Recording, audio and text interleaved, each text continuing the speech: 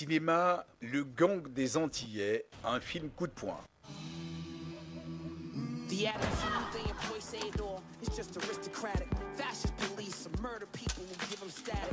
They'll make a cheap version of smack and sell that shit to addicts. Systematic or incidental, that shit is just as tragic. I'm just emphatically and dramatically overwhelmed. Fam, no job, no money, no safety net, no health plan, no car, no home, no food on the table. No way to provide for my people, though I'm willing and able to. Tiré du livre Le Gang des Antillais de Loïc Léry, paru en 1986, le film Le Gang des Antillais raconte l'histoire vraie de son auteur sous les traits du héros Jimmy Larivière. Arrivé en France en raison du BUMIDOM, le bureau de migration pour les départements d'outre-mer, Jimmy s'est lié d'amitié avec 3 autres compatriotes. Avec eux, il forme par la suite le Gang des Antillais, dont la spécialité est le braquage du bureau de poste. Je sais d'où tu viens. Je voudrais pouvoir t'aider. Fais confiance aux Blancs, toi. Arrête, Jimmy. Il y a d'autres façons de gagner de l'argent. Pas ici. C'est à toi de régler ça. Réalisé par Jean-Claude Barny, à qui l'on doit notamment le long-métrage Negmaron et le téléfilm Rose et le soldat. Le film donne l'occasion de découvrir à l'écran l'acteur JJ Apali dans le rôle de Jimmy Larivière. Il met également en lumière le talent d'Éric Eboidé, Adama Niane, Vincent Vermignon, qui campent les rôles des autres membres du gang. Mon père était un vieux nègre en colère. On va dormir où ce soir? T'inquiète pas, papa s'en occupe. Il me disait, si tu trouves pas ta place dans la société, tu la trouveras pas dans ta propre famille. A noter aussi la présence de la chanteuse du groupe Kassav, Jocelyne Berward, dont on peut saluer la performance. À l'affiche de ces films coup de poing s'illustrent également Mathieu Kassovitz, Roman Boringer, Lucien Jean-Baptiste et surtout la comédienne Zinta Enro, élue meilleur espoir féminin au César.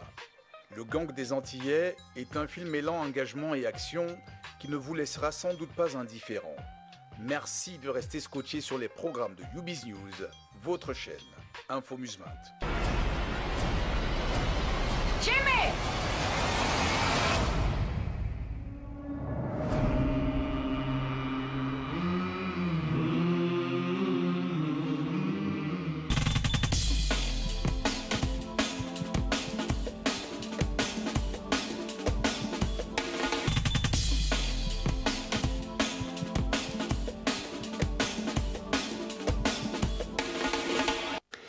S'il est vrai que le Cap-Vert possède une diaspora bien plus importante hors de ses frontières qu'à l'intérieur de son archipel de 10 îles, il faut dire que ses ressortissants expriment leur talent dans plusieurs registres qui traversent plusieurs continents et générations. Parmi les célébrités planétaires se cachent parfois des personnalités d'origine capverdienne.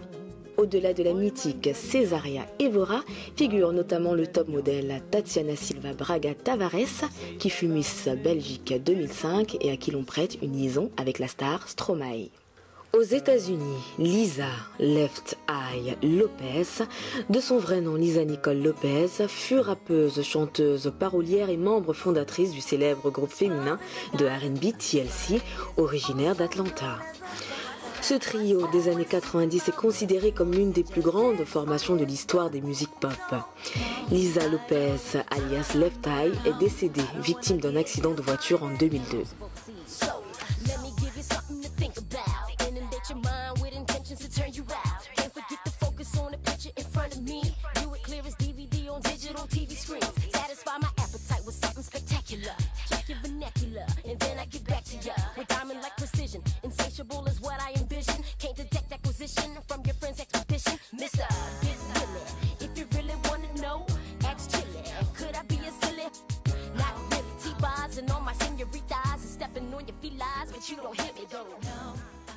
Autre figure médiatique d'origine capverdienne, le mannequin américain Amber Rose qui connaît une soudaine notoriété internationale suite à sa liaison avec le rappeur Kanye West jusqu'à leur rupture en août 2010. Dans le cinéma, l'actrice Sarah Martins s'illustre avec brio après avoir joué dans différentes séries télévisées françaises, dont Pigalle et Détective. Elle rencontre un succès international grâce à son rôle du sergent Camille Bordet dans la série franco-britannique Meurtre au paradis. I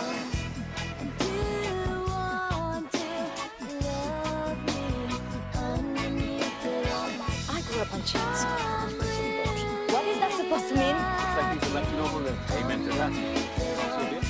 let's lift it, you know?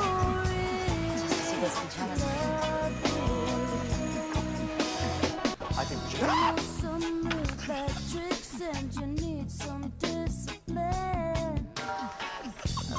Dans le sport, le football occupe une place de choix. Les joueurs Patrick Vieira et Patrice Evra, qui ont fait les plus beaux jours de l'équipe de France et des plus grands clubs européens, restent très attachés à leurs origines capverdiennes. Il faut dire que les Requins Bleus, l'équipe nationale qui suscite une grande ferveur parmi les supporters du pays, est portée par une nouvelle génération, notamment incarnée par Odaïr Junior Lopez Fortes, qui évolue au poste de milieu offensif au stade de Reims. En boxe taille, Aurélien Duarte, oncle de Stomy Bugsy, affiche le palmarès impressionnant de 7 titres de champion du monde.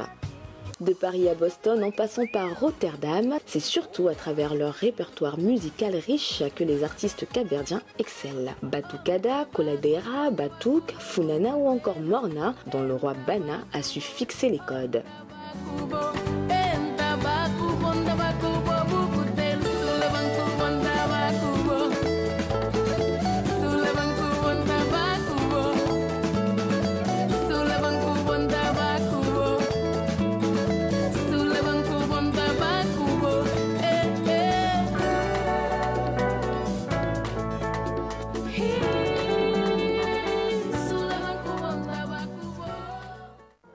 Géant de 2 mètres, à l'âge de 16 ans, il trouve un mentor, le compositeur Belessa, considéré comme le plus célèbre du Cap-Vert. Au début des années 1970, Bana rejoint comme chanteur Voz di Cabo Verde, créé en 1966 par le clarinettiste Luis Moraes et le bassiste et trompettiste Mor Cadinho. Au fil des décennies, le Cap-Vert a produit plusieurs générations d'artistes d'exception. Frank Mimita, Tito Paris, Hildo Lobo, Paulino Vieira, le groupe Cabo Verde Show, notamment formé par René Cabral et Manu Lima, devenu l'un des plus grands producteurs de l'afro-zouk de l'ivoirienne Monique Seka, mais surtout du gabonais Oliver Ngoma, qui toucha un public international grâce à cette fructueuse collaboration. Parmi les pionniers de la scène hip-hop et dancehall, citons Sophie Asher et Easy.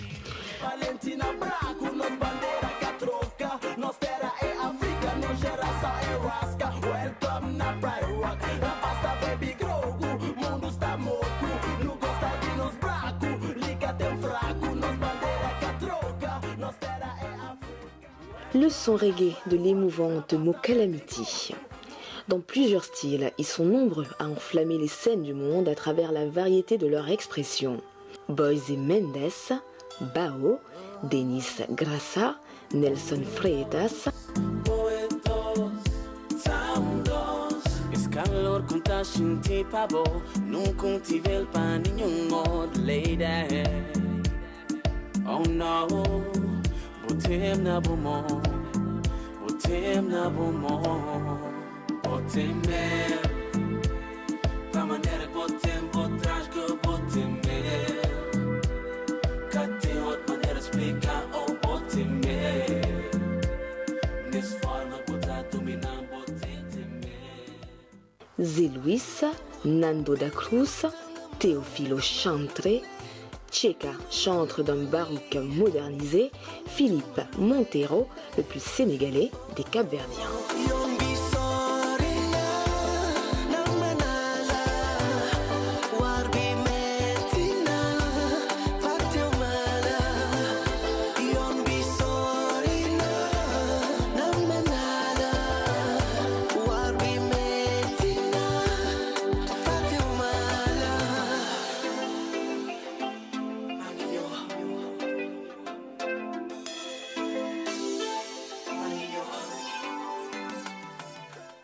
Dès le milieu des années 80, c'est au sein de Ministère Amer, le groupe le plus sulfureux du hip-hop français, que s'illustre Stomy Bugsy avant d'embrayer sur une carrière solo, puis d'acteur qui le conduit aux États-Unis.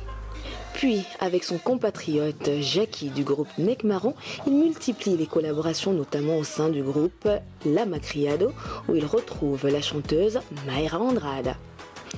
Aux côtés de plusieurs autres voix, Mayra Andrade offre au Cap-Vert une incroyable brochette féminine de grands talents qui toutes revendiquent une affiliation directe avec Cesaria Evora. Ilha de Santiago tem corpinho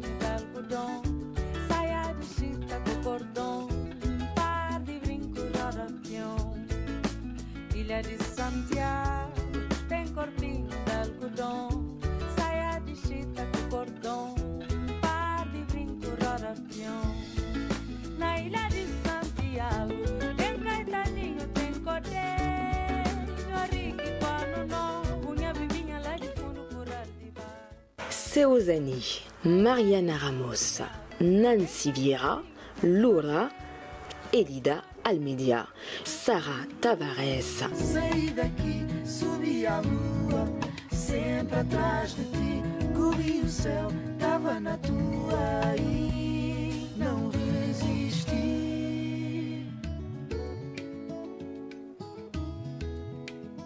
Tava na tua. Vai, Sara. Ao som dos teus passos, levantei os braços.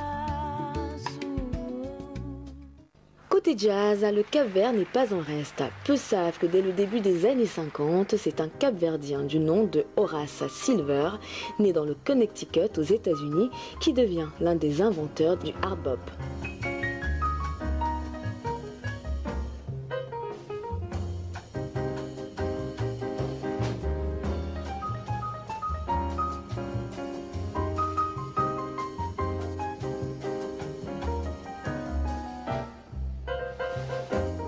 Son père, né Silva, natif de Maio, lui enseigne la musique folklorique du Cap-Vert. Il commence sa carrière comme saxophoniste ténor et côtoie les plus grands, de Stan Getz à Miles Davis, en passant par Lester Young. Dans la nouvelle génération, c'est désormais Carmen Souza qui porte l'étendard d'un jazz à la capverdienne. On l'appelle la Ella Fitzgerald du Cap-Vert et les plus grands analystes lui prédisent un avenir des plus brillants. Contava a história de uma senhorita que estava de uma donaria. Sonho de casa, uma merca, deixa ser papá, mamãe. Deixa ser filha terra, tempo que tinha sapato, que tinha riqueza. Tá ali agora, é um senhor aqui, tamada, tá desmada, pensa que todo mundo vive no seu rosto. Então fazer cigarra, dona Lia e rainha da quinta. As minhas vezes verdolaga, ganha Lia, bota com a frente e ela putra. Tá, é frente que tá boba, toca, pode que se cutela, não gosto. Am Koulel, la voix du hip-hop malien.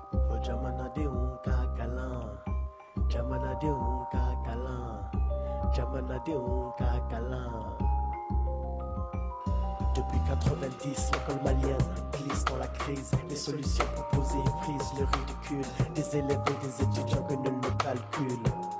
Voilà venir l'heure du vécu. De son vrai nom, Issa Kaba, Am Koulel s'est imposé comme un leader incontournable du mouvement hip-hop malien. À la fois rappeur et animateur de télévision, ses engagements le poussent à promouvoir une image positive de l'Afrique par la culture.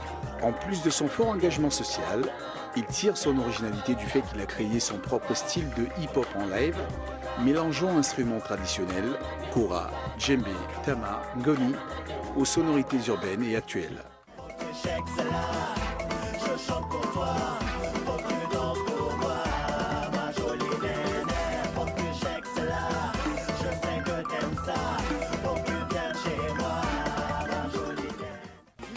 Il anime l'émission de télévision Case Sanga, qui fait de lui un quasi-héros national, puis il crée le premier spectacle de côté rap, Bama Sava, avec les deux autres fondateurs du hip-hop malien, King Massassi et Ramsès, du groupe mythique Tata Pound. Am Koulel poursuit une carrière respectée qui le place aux avant-pistes de la conscience de la jeunesse malienne. Un peuple, un but, une foi, un grand Maliba. Un peuple, un but, une foi Maliba. Erenana dundo, Barkanana dundo, Savalinana dundo, Emali Kanakoroto. Erenana dundo, Barkanana dundo, Savalinana dundo, Emali Kanakoroto. Noyés dans les larmes, pays à la dérive. Si armés sont les prières, voilà les risques. Les anges tombent par milliers. Unité, paix, pliée. Si même Dieu devient actif. Bella Bello, Pionnière de la musique togolaise.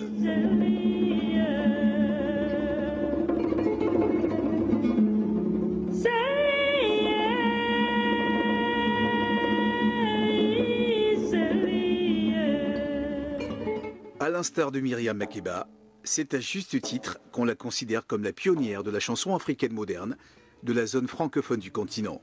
C'est prématurément qu'elle décède en 1973, à l'âge de 27 ans, suite à un tragique accident de circulation. Malgré sa vie courte, elle a réussi l'exploit d'exporter la musique africaine dans le monde entier, à travers ses voyages à l'échelle de plusieurs continents. C'est en 1963, par des interprétations lors des festivals et récitals scolaires au Togo, qu'elle effectue ses débuts dans la musique. Rappelons que Bella Bello fut par exemple la première africaine reçue dans le journal de la télévision française, un exploit pour l'époque. Son héritage est immense et aujourd'hui, de nombreux artistes revendiquent sa filiation, à l'instar d'Afia Mala, autre diva togolaise.